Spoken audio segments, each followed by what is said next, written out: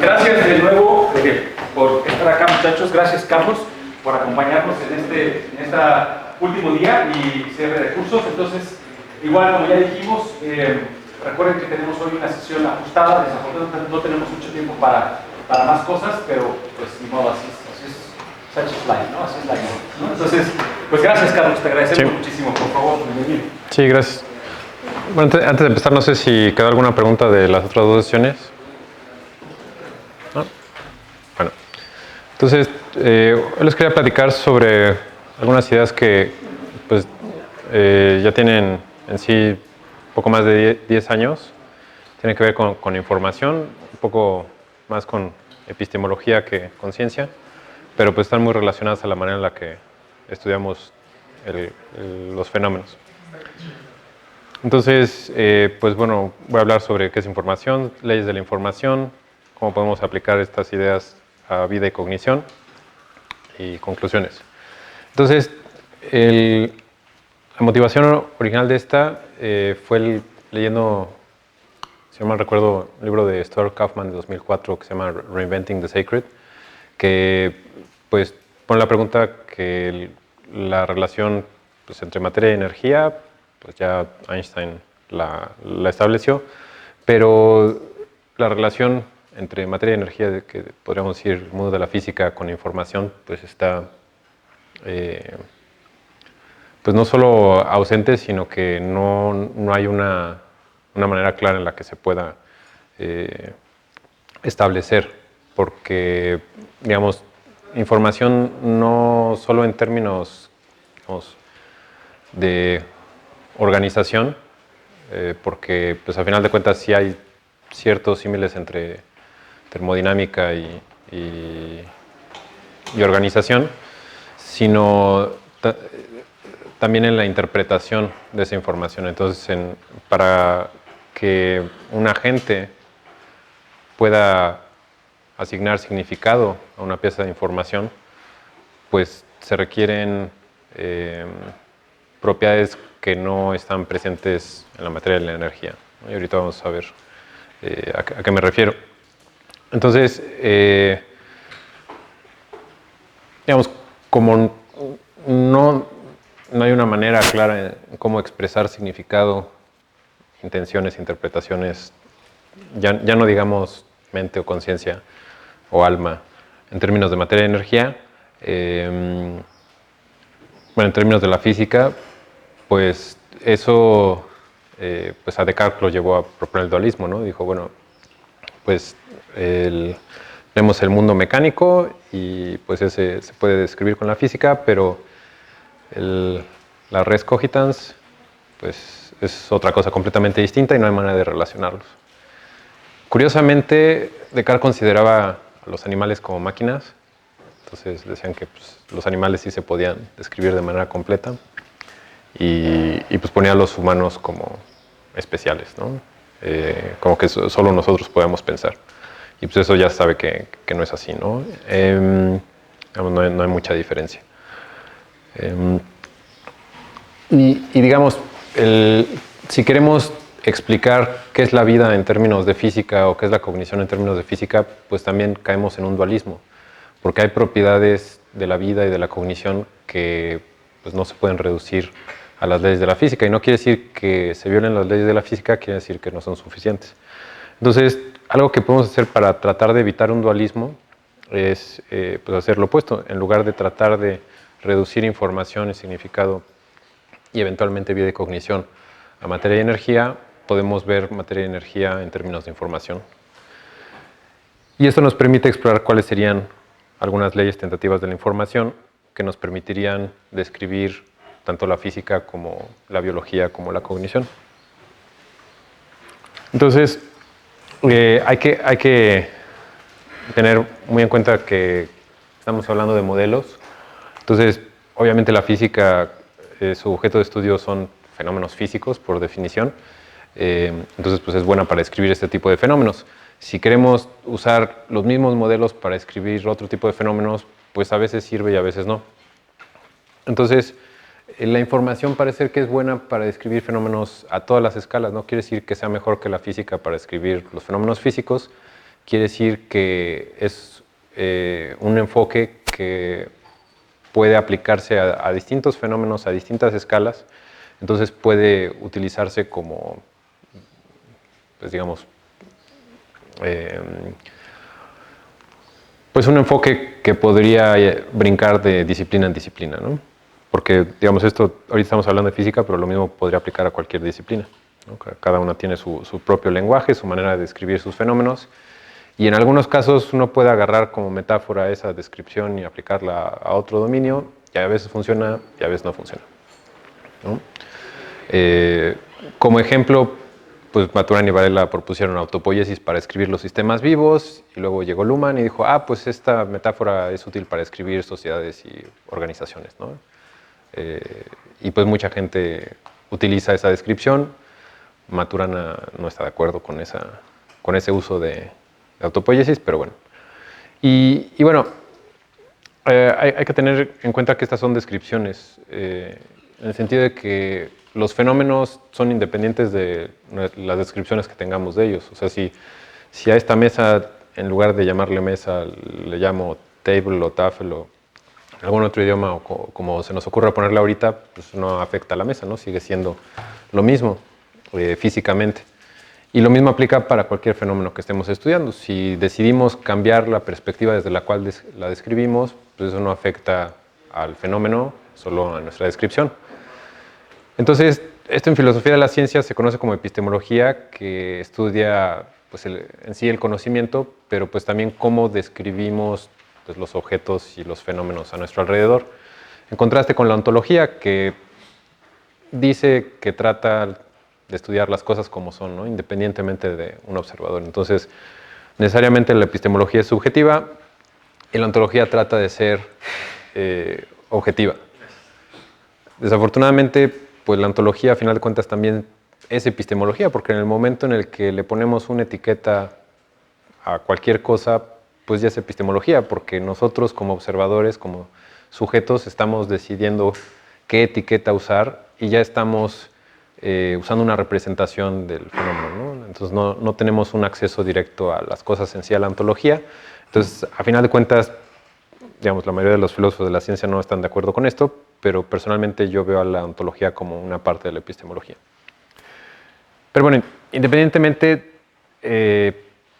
si no somos platonistas de closet, podríamos estar de acuerdo que distintas descripciones de distintos fenómenos pueden ser compatibles, en el sentido que podríamos describir a una célula como un sistema complejo con toda su riqueza molecular y pues esa descripción va a ser muy, muy rica, muy extensa, o podríamos describirla como una variable booleana, 0 está muerta, 1 está viva. ¿Cuál es más verdadera? Pues no es que uno esté bien o esté mal, ¿no? Como decía Vox, todos los modelos están mal, simplemente unos son útiles y otros no, o unos son más útiles que otros. Y esa utilidad depende del contexto en el que estemos usando ese modelo, esa descripción. Entonces, no podemos decir que una descripción sea más verdadera o más apegada a la realidad, sino más bien las herramientas que tenemos para juzgar la utilidad de distintas descripciones son pragmáticas, hasta en las matemáticas, aunque a muchos matemáticos no les gusta esto, pero así es, en el sentido de que pues probablemente conozcan los teoremas de la incompletitud de Gödel y, digamos, trabajos relacionados de Turing y de Church, que pues básicamente demostraron que el problema de Hilbert de la completitud de las matemáticas no tenía solución.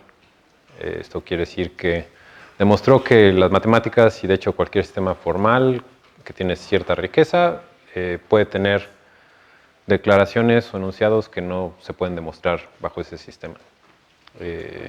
¿Por qué?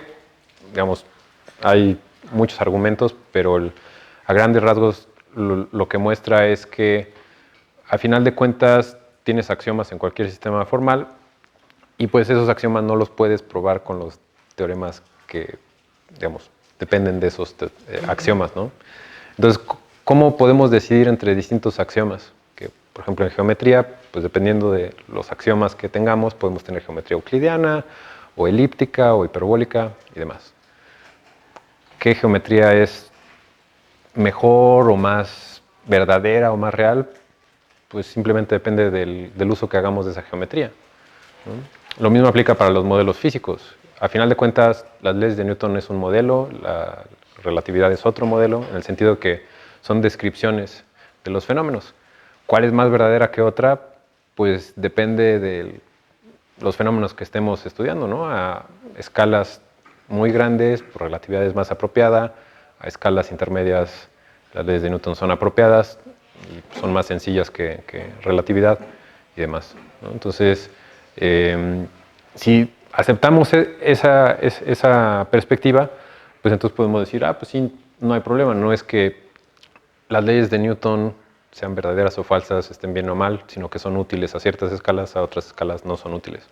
Entonces lo que estoy diciendo no es que la física no sirva para nada, al contrario, sino que es útil para describir pues, los fenómenos los fenómenos que estudia normalmente. Y si queremos utilizar otros fenómenos, pues tenemos problemas, ¿no? No es tan apropiada.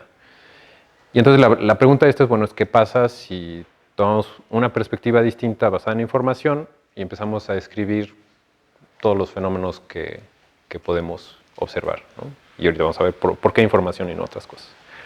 Pues a final de cuentas podemos definir o dar una noción de información como cualquier cosa que una gente puede percibir o sensar. ¿Esto por qué? Porque pues básicamente si le podemos poner nombre es información. Y si no podemos ponerle nombre, pues no lo podemos describir, entonces ¿de qué estamos hablando, no? Entonces, pues cualquier cosa que podamos comunicar se puede describir en términos de información, ¿no? Es casi por definición. Y como decía Wittgenstein, pues de lo que no podemos hablar mejor hay que callar. Y bueno, Shannon definió una medida de información que de hecho es equivalente a la entropía de Boltzmann-Gibbs en termodinámica y pues es compatible con esta noción en el sentido de que pues es un acomodo, un arreglo, una estructura de manera opuesta simplemente a la aleatoriedad. Entonces, si tenemos cierta organización, podemos decir que eso es información. Se puede medir en bits o en otras medidas y pues a final de cuentas nosotros somos agentes, entonces todo lo que nosotros podemos percibir puede verse como información. Entonces, aplica pues a todos los fenómenos físicos, pero pues también sistemas, redes, agentes, computadoras, lo que podamos nombrar, eso se puede describir en términos de información. Entonces, estoy teniendo cuidado en no decir es información, porque entonces podemos tener problemas ontológicos. Entonces, no estoy diciendo que los átomos sean información, sino que los podemos describir en términos de información, ¿no? Es simplemente ponerle una etiqueta. Y bueno, a final de cuentas, pues también podemos describir otras descripciones en términos de información, entonces pues, las leyes de la física también pueden describirse en términos de información. Entonces no excluye otros formalismos, sino que los puede subsumir. Después, bueno, ok, la información es cualquier cosa que percibe un agente, pero ¿qué es un agente? Podemos definirla como una descripción de una entidad que actúa en su entorno. Y pues los agentes también son información, entonces los humanos, las células, las moléculas, programas de computadoras, todos esos ejemplos actuamos en nuestro entorno. Un electrón con su campo magnético actúa en su entorno y pues un observador como nosotros puede describir a estos fenómenos como que están actuando simplemente porque interactúan con ese entorno, ¿no? No están aislados y pues cualquier relación que se establezca con su entorno, nosotros como observadores podemos describir, pues esa es una acción. Y ahora, no toda la información va a ser un agente porque podemos tener propiedades de agentes o información como temperatura, color, velocidad, hambre y otras cosas, ganancias, que pues digamos no son entidades en sí. Y podemos definir el entorno de un agente como toda la información que interactúa con él. Después, Shannon... bueno, me recuerda un poco a Newton, ¿no? Porque probablemente sepan que había cierta ligera rivalidad entre Newton y Leibniz y Huygens en el continente. Entonces Leibniz y Huygens le dicen a Newton, oye, ¿tú qué tanto hablas de tiempo, momento y ¿Y qué más? Y masa. ¿Por qué no los defines? Y Newton nos dijo, pues no lo necesito definir porque son bien conocidos de todos, ¿no? Entonces, esas son definiciones tipo pornografía, que pues no la puedo definir, pero sé cuando la veo. Bueno. Entonces, Shannon hizo lo mismo con el significado. Entonces dijo, pues bueno, esto es información, pero él se interesaba en transmisión de información en telecomunicaciones, cómo podemos transmitir un mensaje de manera confiable en un medio no confiable o con ruido. Y Shannon dijo, pues el significado, pues se ponen de acuerdo el emisor y el receptor y ya está dado, ¿no? Yo solo me voy a fijar en el mensaje ya estructurado. Pero pues sí es importante en el sentido de que el significado es relativo a la gente que está percibiendo la información. Digamos, es claro que las mismas palabras en distintos contextos adquieren significados distintos, ¿no? Dependiendo de quién las perciba. Sarcasmo, por ejemplo, pues usamos qué divertido, tiene un significado, qué divertido, tiene otro significado, ¿no? Entonces es la misma información, pero dependiendo de la gente y del contexto, adquiere significados distintos. Entonces, digamos, no podemos hablar de información hasta que un agente interactúa con él, y podemos decir que el significado de la información se va a dar por el uso que la gente que la percibe haga de ello. Entonces, en otras palabras, cómo la gente responde a esa información. Entonces, pues de nuevo se establece una relación entre la información y la gente. Y, por ejemplo, podemos describir un electrón como un agente que percibe otros electrones como información, que son parte de su entorno. Y, digamos, pues es algo muy pragmático, ¿no? Y obviamente, pues distintos agentes pueden reaccionar de distintas maneras a la misma información y pues decimos que tiene significado distinto. Una diferencia importante con la física es que la información no necesariamente se conserva, entonces se puede crear o destruir o transformar. Y podemos ver que la computación es el cambio de información, ya sea creación, destrucción o transformación. Y podemos ver a la materia de la energía como casos particulares de información. Algo muy importante es que históricamente el valor económico de los bienes, podemos identificar 3 grandes revoluciones en la historia de nuestra especie: la de la agricultura, la industrial y la de la información que estamos viviendo. Y podríamos decir que principalmente la primera se trató del control de la materia, el segundo del control de la energía, el tercero del control de la información. Entonces, pues las primeras 2 tienen conservación. Entonces, la producción económica en la era de la agricultura y la era industrial, pues era más o menos proporcional al trabajo necesario para producir los productos, y pues había cierta conservación. Entonces, pues casi toda la economía se basa en esas presuposiciones, que hay conservación, pues, de energía y de materia. Pero pues en la era de la información, pues, el valor se puede crear de la nada, ¿no? Entonces, pues en la industria del entretenimiento, en los deportes y demás, el valor aumenta y desaparece, pues, de manera radical. Y los economistas todavía no se han dado cuenta de eso. Entonces, como que todavía usan herramientas donde se maneja conservación cuando pues no necesariamente se da, ¿no? Y pues digamos, los modelos tradicionales de economía donde hay un equilibrio y un balance y todos los mercados se vacían, que nunca sucede, se basa en esas presuposiciones, ¿no? Que eran apropiadas hasta que la economía empezó a ser dominada por la información, ¿no? Que pues fue por ahí de los 90s, bueno, entre los 80s y los 90s, que las compañías más ricas pues empezaron a ser compañías de información, ¿no? Apple, Google, Microsoft, Facebook y demás. Entonces, hay muchas definiciones de complejidad, como decíamos. Una de ellas tiene que ver con información, o varias de ellas tienen que ver con la información, que es la cantidad de información necesaria para escribir un proceso, sistema, objeto, agente, y determina su complejidad, ¿no? La complejidad computacional de Kolmogorov es un poco relacionada, es básicamente el tiempo que un programa mínimo le toma para producir una cadena de información.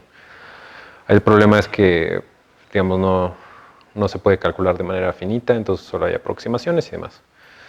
Pero bueno, algo que podemos observar en el universo es que en su evolución, pues al principio del Big Bang, la información era más simple y ha habido más, digamos, un incremento en su complejidad.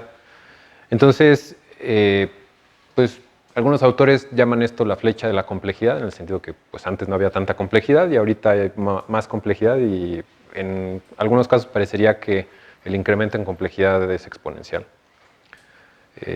Y bueno, ya hay gente que extrapola esto y dice ya viene la singularidad, que pues al parecer confunden una exponencial con una hipérbola, porque digamos en una exponencial no hay transición de fase, pero bueno.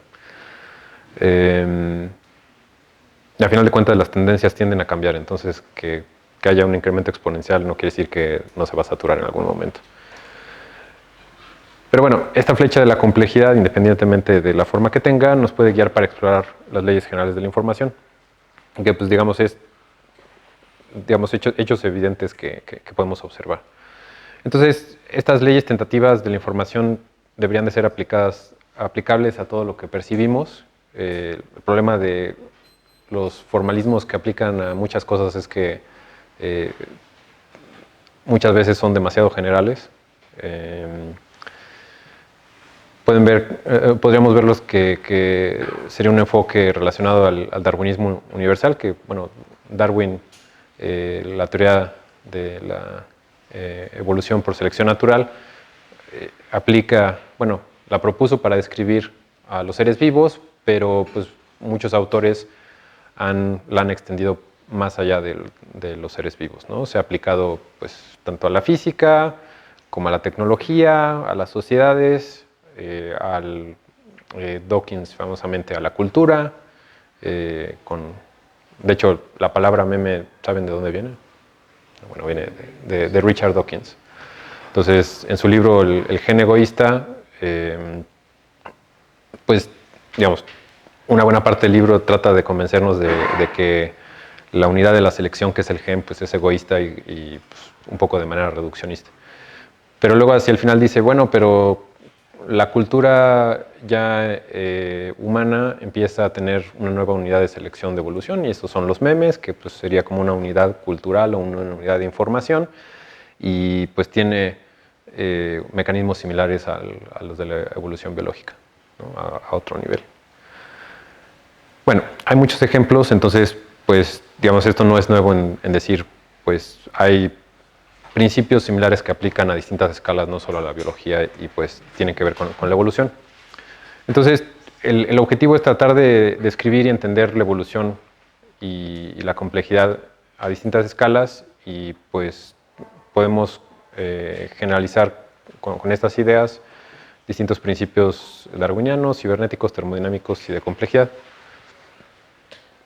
Entonces, pues ahora mencionemos las leyes rápidamente.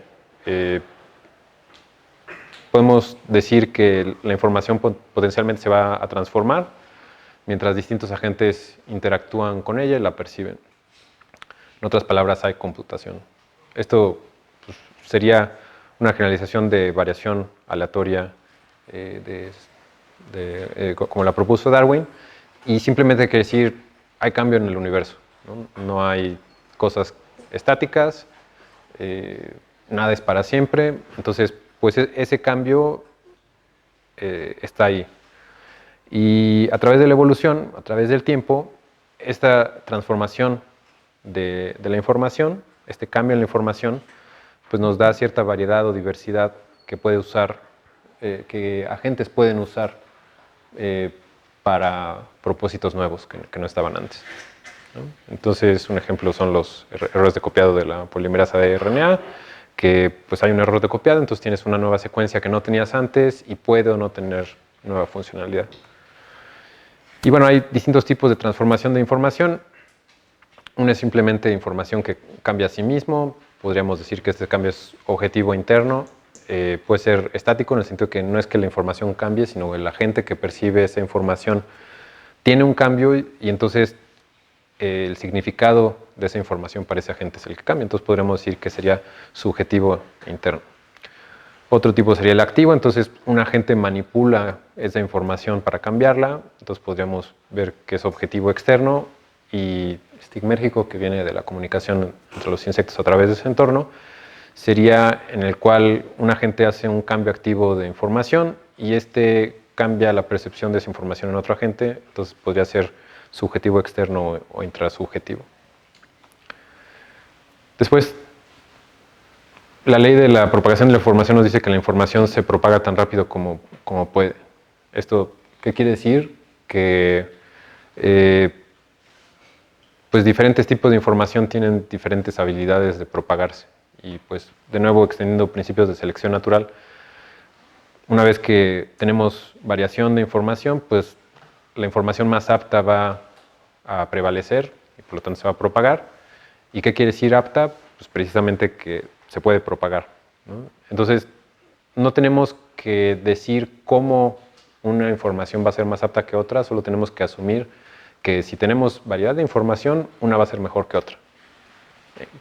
Probablemente dependa de su contexto y de muchas otras cosas, pero digamos, con esta perspectiva muy general, podemos incluir a la selección natural, el principio de producción de máxima entropía, la segunda ley de la termodinámica y también otra ley tentativa de Kauffman que dice que sería la cuarta ley de la termodinámica. Entonces, normalmente la selección natural y la segunda ley de la termodinámica se consideran opuestas porque, digamos, en sistemas termodinámicos la entropía tiende a crecer y en sistemas vivos más bien el flujo de energía que hay en los sistemas vivos y materia pues reduce la entropía.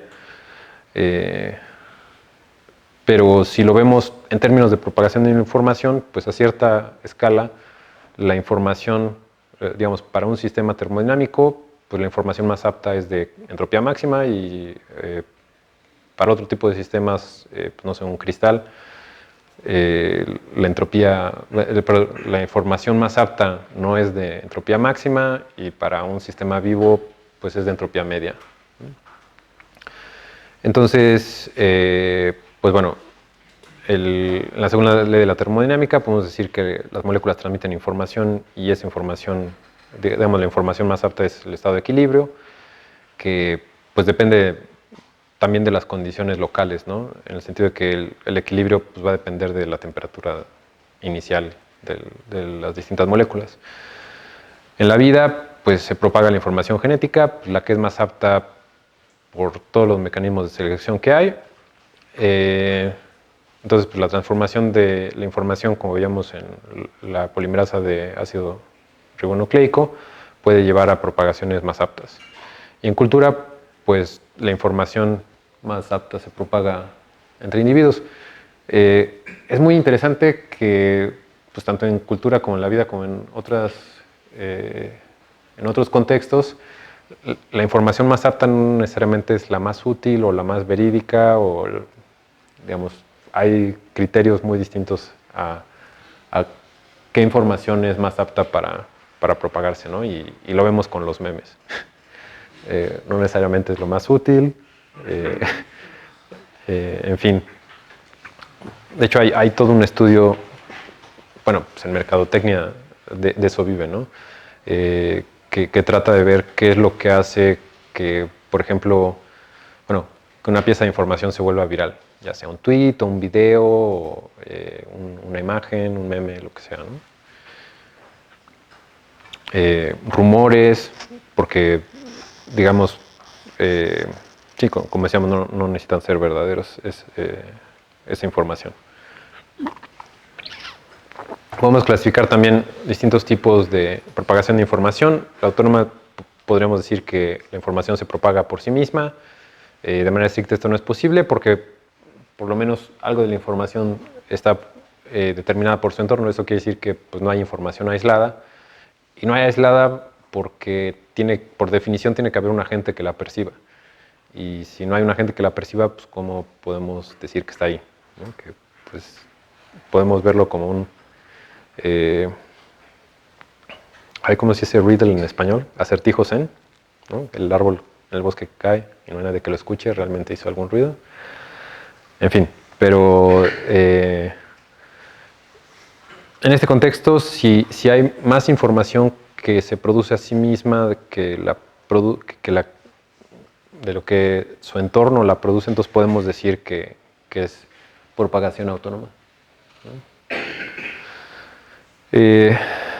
Podríamos definir propagación simbiótica, que distintas informaciones cooperan y cada una se ayuda a la otra a propagar. Otra parasítica, que cierta información aprovecha otra información para su propagación. Altruista, que información ayuda a otra información a propagarse al costo de su propia propagación, ¿no? Obviamente todos estos están inspirados en sistemas biológicos, pero en términos de información pues podría aplicarse a cualquier fenómeno. La ley de la complejidad requerida es una generalización de la ley de la variedad requerida de Ashby que propuso en cibernética. Ashby la propuso en términos de sistemas de control y dice, bueno, un controlador necesita tener por lo menos la misma variedad que aquello que trata de controlar. Y variedad la podemos ver simplemente el número de estados que puede tener un sistema. Entonces, imagínense que tenemos un robot en una fábrica y queremos que distinga entre 10 piezas distintas, entonces el robot para controlar las distintas piezas necesita tener una variedad por lo menos de 10 para poder distinguir qué hacer en cada situación. Entonces es algo como que muy general, pero pues es de estas cosas obvias que por ser obvia no le ponemos atención y luego causan muchos problemas, en el sentido de que si tenemos un sistema social, o una burocracia, un sistema de educación,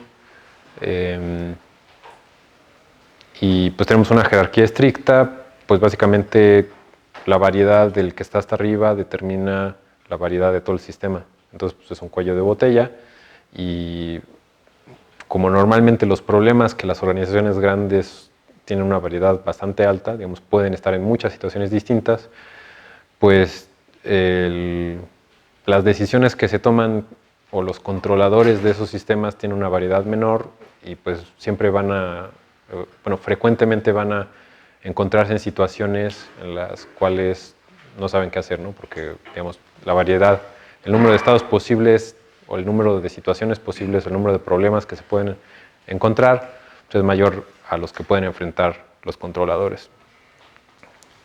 Pero bueno, regresando a la ley de la complejidad requerida, si tenemos transformación de información que genera variedad de información, podemos decir también que pues, distintas informaciones van a tener complejidades distintas. Entonces, la misma ley de la transformación de la información nos va a generar una variedad de complejidades.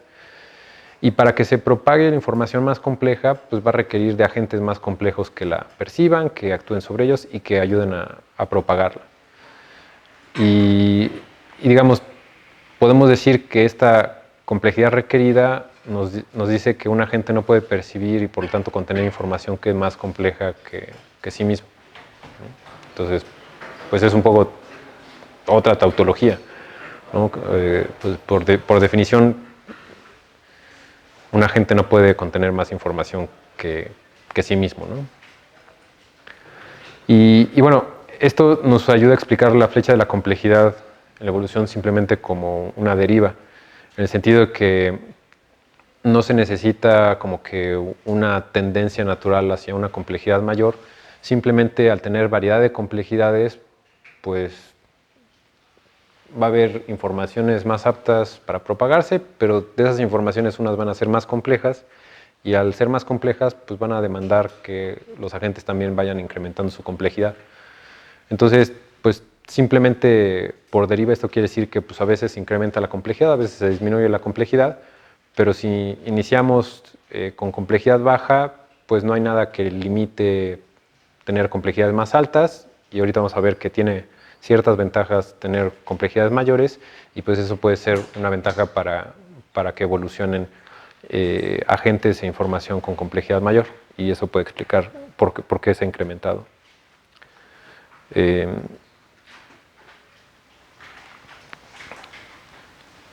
La ley de la criticalidad de la información, digamos, mencionamos brevemente qué queremos decir con criticalidad, pero nos dice que la información que se está propagando y transformando va a tender a un balance crítico entre su estabilidad y variabilidad. Que pues sí, antier veíamos las ventajas de la región crítica en redes booleanas aleatorias, ¿no? Que si son demasiado ordenadas, pues mantienen su información, pero digamos no pueden transformarse, y si varía demasiado, pues se puede propagar, pero se puede transformar, pero no se puede propagar. Entonces, de nuevo nos encontramos con este balance entre adaptabilidad y robustez, y la información que se está propagando pues va a mantenerse a sí misma tanto como es posible, en el sentido de que pues, va a haber una presión a que no cambie. Pero después, si va a haber variaciones, si va a haber transformación en la información, pues esta va a variar tanto como es posible. Entonces, esto nos lleva a un balance que pues, sería la criticalidad, donde se va a propagar mejor que la información que es demasiado estable o demasiado variable para ese contexto. Entonces, a eso me refiero con tan rápido como es posible, porque, digamos, simplemente la información crítica en este sentido pues es más apta para propagarse, y al ser más apta pues no hay manera de que se propague más rápido de lo que ya se está propagando, por eso es tan rápido como puede. Entonces pues esto es análogo a el borde del caos, criticalidad autoorganizada, principio de complejidad a partir de ruido, y podría generalizar otras leyes de Kauffman para la co-construcción de una biosfera. Y la ley de la organización de la información nos dice que la información produce restricciones que regulan la producción de la información. Y estas restricciones pueden verse como organización. La información que está evolucionando se va a autoorganizar por transformación y propagación para regular la producción de la información, y básicamente eso nos dice que la información tiene cierto control sobre su entorno. Pues un ejemplo de esto es la vida, ¿no? Tiene cierta organización, y esa organización produce restricciones que regulan pues, su persistencia, ¿no? Digamos, en biología estas restricciones pues, se refieren a membranas que pues, preservan la información dentro de esa membrana. Si no hubiera membranas, pues esa información se perdería. Entonces,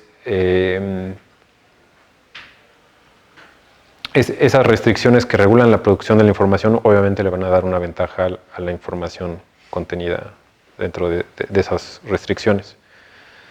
Y relacionado está la ley de la autoorganización de la información, que es otra tautología que dice la información tiende a su estado preferido más probable, ¿no? Y pues es tautología porque definimos probabilidad como hacia donde tienden los estados de los sistemas dinámicos. Ya veíamos que Ashby nos dice que si tenemos atractores, pues entonces los sistemas se autoorganizan hacia esos atractores.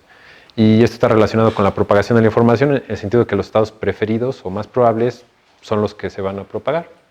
Y pues ejemplo es formación de patrones, ¿no? Podemos tener una condición aleatoria, después pasa el tiempo y la dinámica nos da un patrón que pues es la configuración más probable de ese sistema. Entonces podemos decir que esa información pues es más apta para propagarse, ¿no? La ley de la potencialidad de la información nos dice que un agente le puede dar distintos significados a la misma información. Entonces, pues esto por un lado es polisemia, la misma información puede tener distintos significados, y por otro lado homonimia, distinta información puede obtener el mismo significado. Y esto está relacionado con la transformación de información pasiva. Entonces, bueno, pues el hecho de que potencialmente podamos tener distintos significados de la información pues está relacionado con la transformación, pero tiene otras ventajas, ¿no? Entonces, digamos, podemos tener distintas descripciones de un fotón y pues eso cambia el significado, ¿no? La ley de la percepción de la información nos dice que el significado de la información es único para un agente que lo está percibiendo en contextos únicos y que siempre están cambiando y que son abiertos. Entonces, esto nos dice que distintos agentes, si nos vamos a un nivel de detalle lo suficientemente fino, pues van a estar teniendo significados distintos de la misma información y esto siempre va a estar cambiando, entonces siempre hay un espacio para una novedad. Sin embargo, bueno, ahorita vamos a ver, digamos, esto no se va a un extremo. Está relacionado con la propagación de la información, en el sentido que los estados preferidos son los que se propagan más. Está relacionado con la primera ley de la percepción humana, que nos dice que cualquier cosa que se perciba puede ser percibida solo de un lugar únicamente situado de todos los puntos de vista posibles.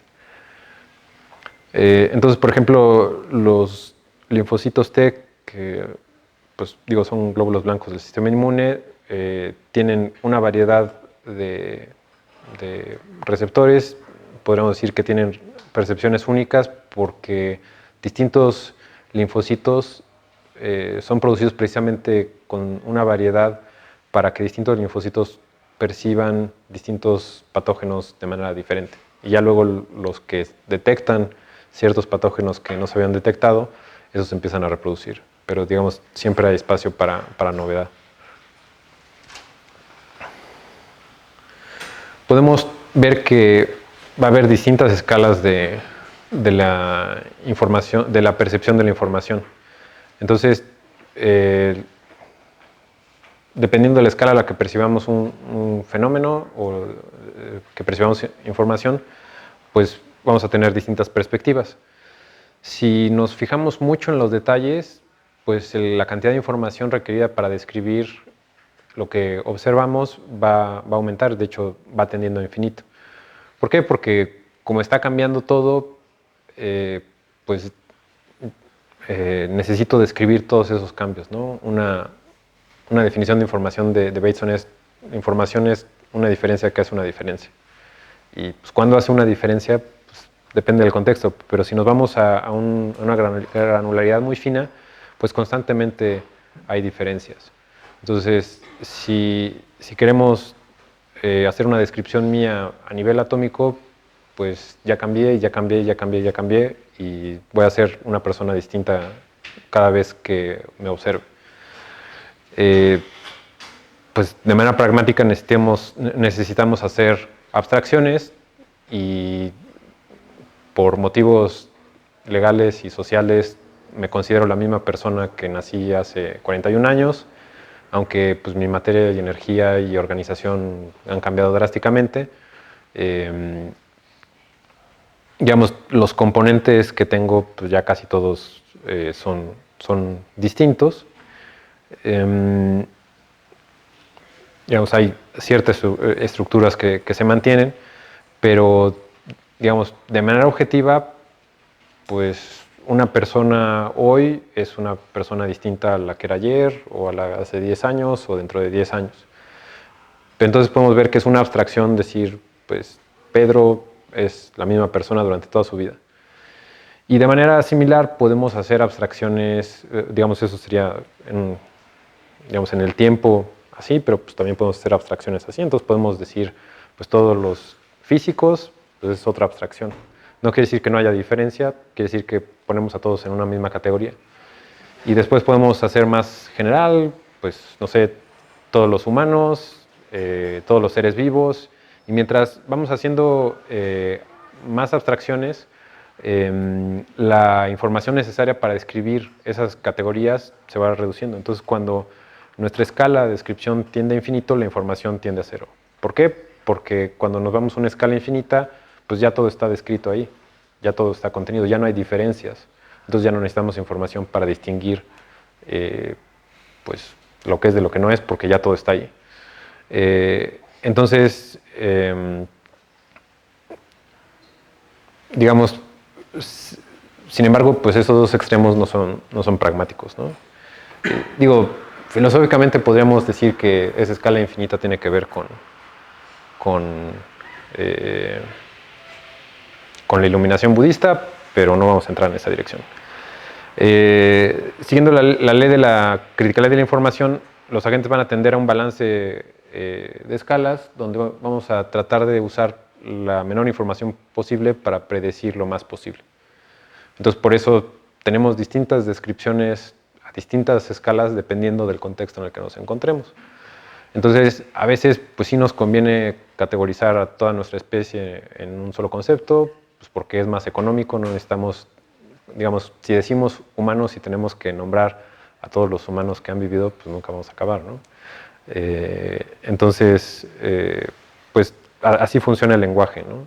Y pues obviamente el lenguaje es información y tiene sentido que haya ese balance entre, pues, digamos, descripción, digamos, el significado que sea preciso, pero también que la información sea mínima, ¿no? Por economía. Bueno, entonces podemos utilizar todas estas ideas para tratar de entender mejor qué es la vida. No de definirla porque pues, no vamos a acabar, ¿no? Si quieren molestar a sus compañeros biólogos, les pueden decir, oye, ¿y tú qué estudias? Porque ¿qué es la vida? ¿No? Y que traten de responder.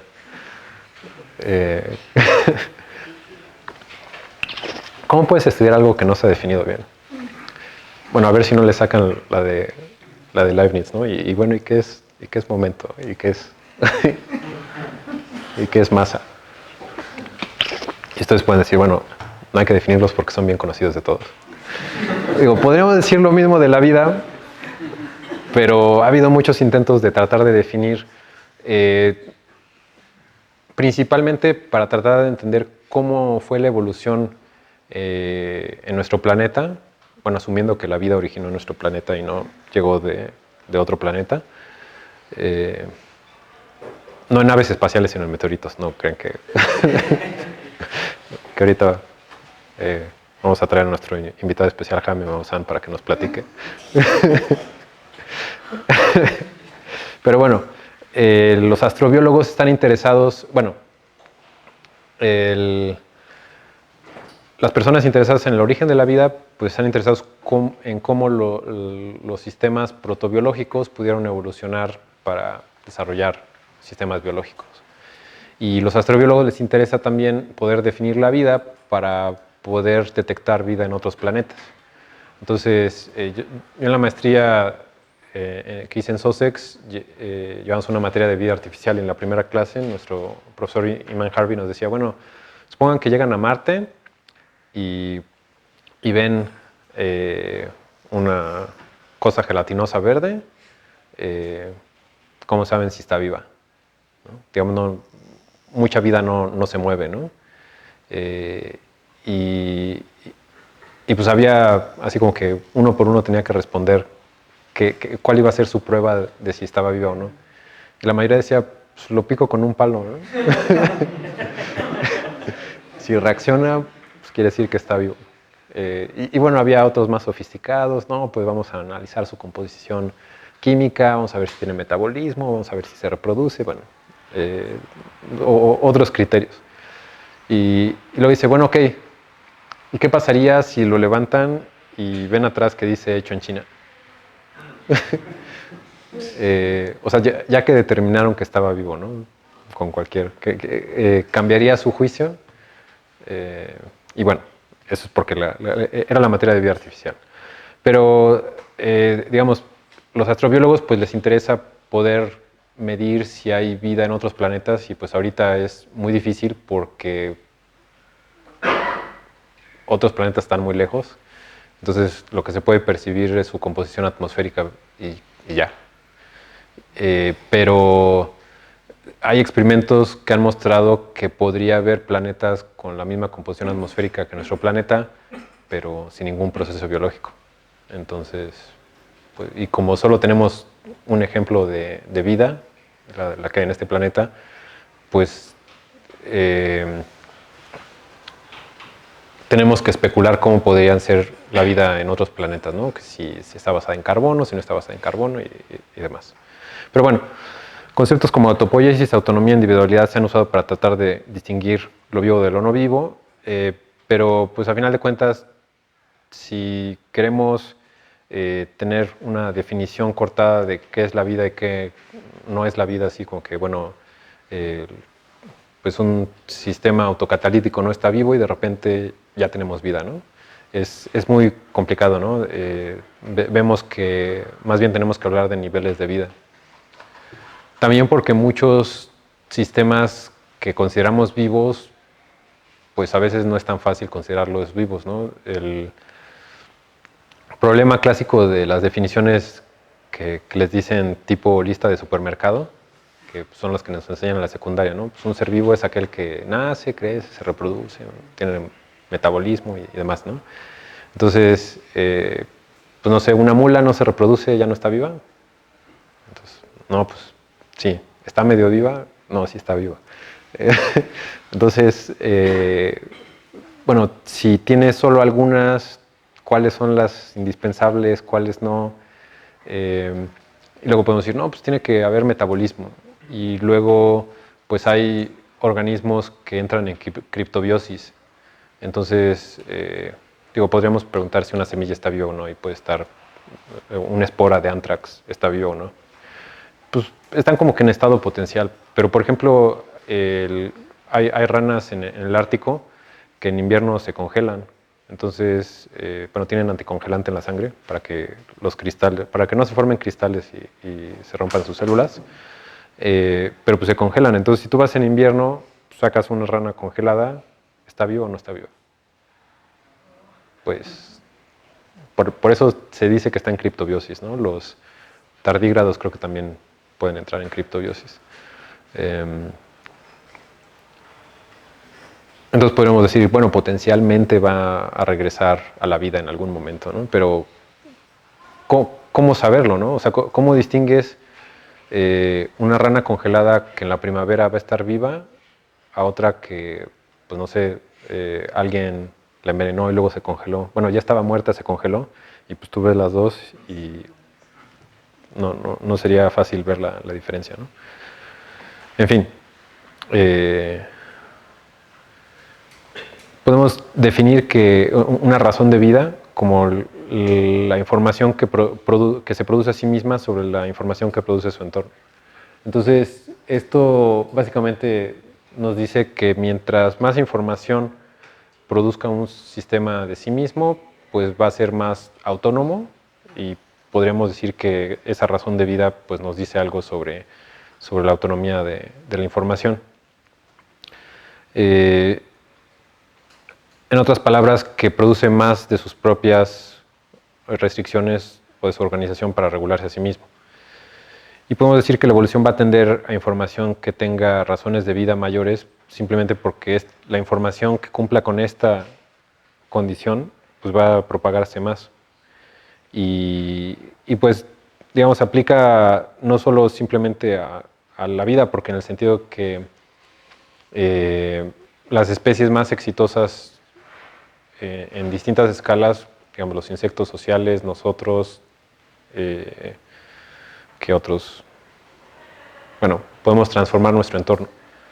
Entonces, no solo es, digamos, una preservación de la información interna, sino es una transformación del entorno, de la información que nos rodea, que nos ayuda a preservar nuestra información interna, ¿no? Entonces, es todavía un control mayor sobre el entorno del que el entorno tiene de nosotros. Y bueno, esas leyes también las podemos aplicar a la noción de la cognición. Etimológicamente, cognición viene del latín cognoscere, que pues quiere decir saber, ¿no? Entonces pues podemos decir, bueno, nosotros somos cognitivos porque sabemos sumar, restar, lo que sea. Los animales saben cazar, saben aparearse, entonces podemos decir, bueno, ok, también son cognitivos. Pero podemos decir, bueno, las plantas también son cognitivas porque saben cuándo llega la primavera porque empiezan a florecer. Y después podemos decir las bacterias también son cognitivas porque saben cómo huir de glóbulos blancos, por ejemplo, ¿no? O saben cómo encontrar comida. Pero podríamos decir también que una roca es cognitiva porque sabe cómo caer, ¿no? Entonces,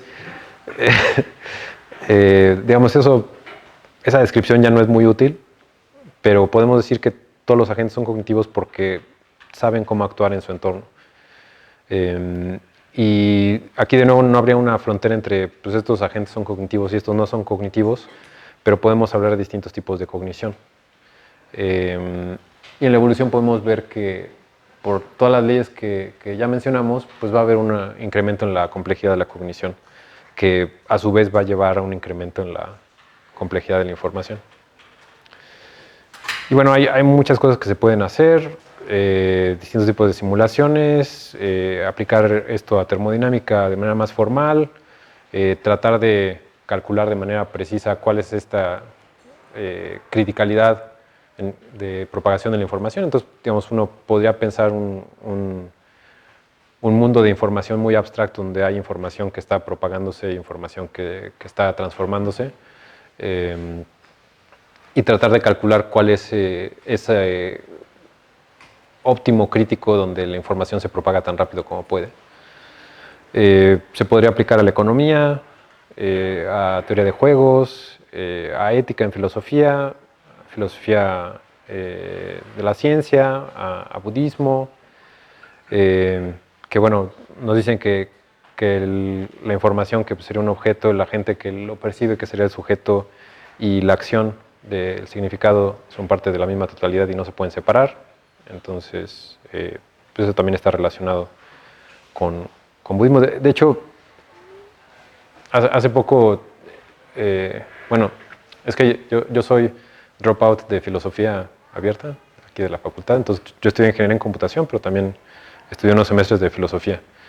Y pues digamos es un poco como hobby, ¿no? Y tenía varios años sin escribir artículos filosóficos, pero recientemente hice uno y tiene que ver con las relaciones entre información y filosofía budista. Entonces, si les interesa, por ahí lo pueden encontrar en línea. O me escriben y se los mando. Bueno, entonces, ya para concluir, vimos leyes tentativas que tratan de describir evolución a todas las escalas. Esto nos permitiría relacionar cómo es que ha ido incrementándose la complejidad, ¿no? Regresando a la motivación, si nosotros nos fijamos en una descripción que es apropiada solo para una escala, pues al haber un incremento en complejidad y aparecen sistemas con complejidades mayores, con escalas de descripción distintas que son más apropiadas, pues entonces esa descripción ya no es apropiada. Entonces la biología ya no se puede describir de manera apropiada en términos de la física y demás, ¿no?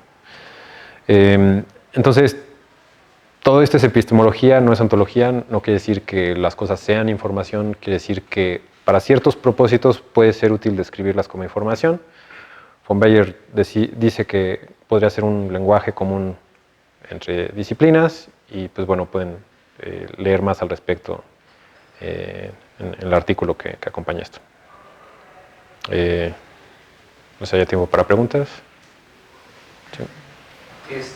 En el marco de las analogías que hacen de esta propagación de la información con los sistemas vivos, se han aplicado a estos modelos de propagación de información modelos como el de Lotka-Volterra, que se aplica en las especies biológicas. O modelos similares. Bueno, es que los modelos de Lotka-Volterra en sí, pues los puedes ver como información, ¿no? Entonces, tradicionalmente, pues sí te representan especies. Pero pues uno podría decir, pues es información que tiene esta dinámica y pues dependiendo de los parámetros, una información sobrevive y otra no, y depende de las condiciones del entorno, ¿no? Y bueno, ¿ustedes han obtenido algunas conclusiones a partir de sus estudios? No quiero decir que se haya hecho, quiero decir que pues es algo que se puede hacer. Sí. digamos, algunos de los estudios que hemos hecho de redes booleanas se podrían relacionar con estos temas. Y también, digamos, lo que estamos trabajando ahorita sobre heterogeneidad en sistemas dinámicos podría tener que ver también con estas ideas, pero digamos, todavía estamos trabajando en eso, entonces una vez que eso esté bien definido, veremos la manera de relacionarlo con estas ideas. Muy bien. ¿Alguien más? ¿Alguna pregunta? Tenemos tiempo. Allá. Una pregunta, disculpa, es que no entiendo muy bien qué significa que sea una entropía más apta y qué significa propagarse la información.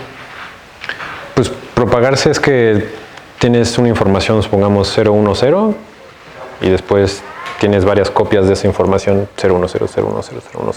Como bits. Sí. Gracias. Sí. Que, digo, necesitas un agente que describa esa propagación a final de cuentas, ¿no? Sí. Bueno, ¿querías preguntar algo? Y luego acá. Sí, yo cuando lo escucho el término de información lo pienso mucho como en lo de internet, ¿no? Como que los mensajes, el texto, los videos, como todas esas piezas de información que se distribuyen y entre las mismas personas el lenguaje, ¿no?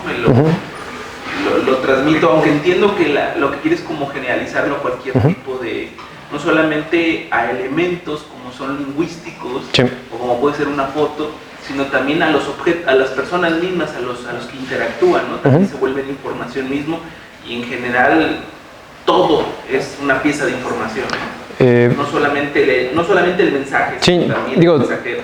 Más que se puede describir como información, porque en el sentido de que precisamente usamos nuestro lenguaje para comunicarnos y para describir cualquier cosa que percibimos, entonces en el momento en el que le ponemos una etiqueta lingüística, pues ya podremos describirlo como información.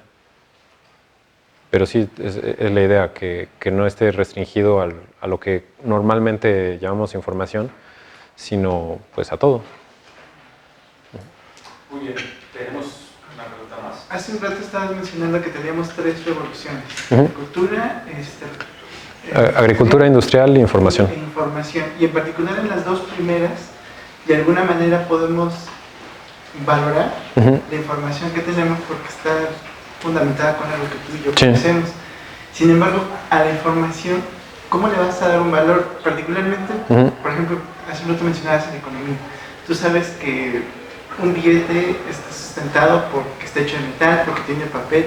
La información, ¿cómo la puedes dar ese valor? O sea, ese problema siempre lo tuvimos, solo que no era tan evidente. En el sentido de que el valor del dinero no está en no está en los átomos del metal o en el papel, porque pues, al final de cuentas el valor de los metales o de cualquier producto, de las semillas de cacao o de las conchitas o de las cuentas o de los espejitos o de Bitcoin o de lo que sea, pues puede cambiar y ha cambiado, ¿no? Pero regularmente, tradicionalmente, sí. Está fundamentado, está sustentado en que, ok, un país tiene oro, y eso quiere decir que tiene dinero, y eso quiere decir que puedes manipular cualquier cosa. En información, como da la impresión que es demasiado etéreo, y aún así dicen, es que información... Sí, es que es etéreo, ¿no? O sea, los países deciden, pues vamos a imprimir más dinero. Imprimen más dinero. Y pues algunos dicen, no, pues sí, tengo ahí las reservas que justifican esto, ¿no? Pero...